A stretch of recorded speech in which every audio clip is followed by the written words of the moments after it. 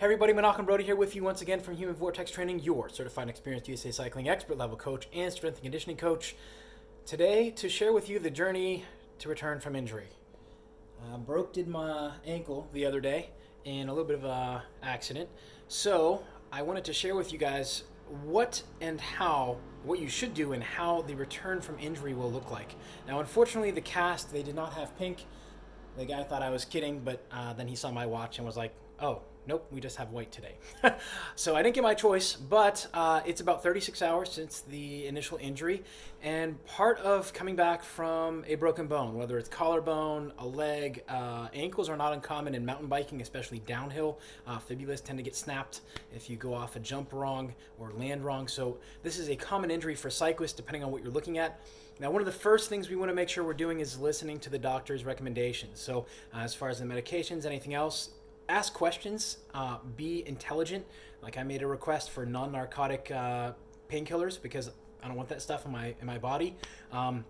Oftentimes, if you don't know to ask, they'll give it to you anyhow. So to me, it's just unacceptable. I don't see a need for it. I've taken one Advil since this has happened. After the initial, they gave me, I think, oral, I think it was like a liquid base for a painkiller immediately after it happened on the ambulance, and then again a dose at the hospital, which helped a little bit, but you know, again, it's non-opioid, so just something to think of. The second thing is, you'll notice I'm set up here in my living room. We've got the whole sofa set up. We have my wife was kind enough to move around the coffee table. We have the chair set up in front of the big window and by the bookshelf, because what I'm doing right now is catching up on Kindle.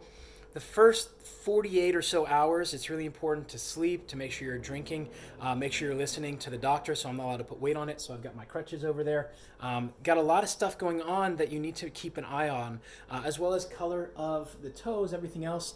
And it's kind of weird to put my toes up on YouTube, but making sure that you're keeping an eye on circulation, that you're not having numbness, loss of sensation, tingling.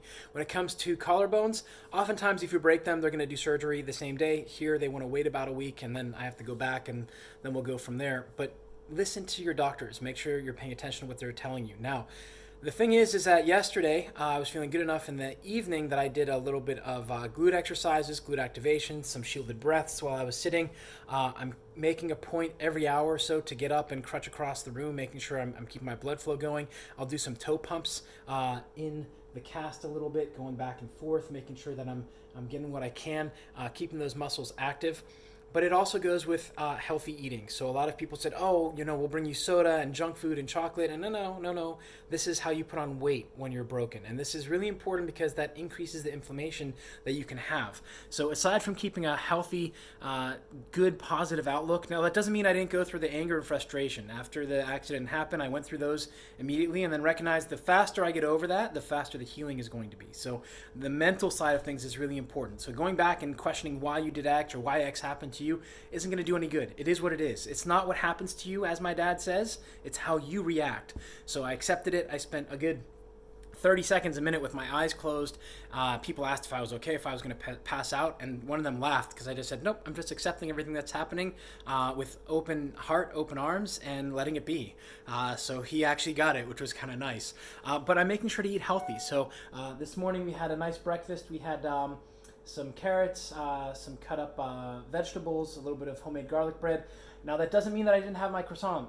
I did have, but it was mini. So my wife helped me out and got me mini chocolate croissant. So I'm not going completely away from the things that make me happy, but I am keeping an eye on how much junk I'm putting in.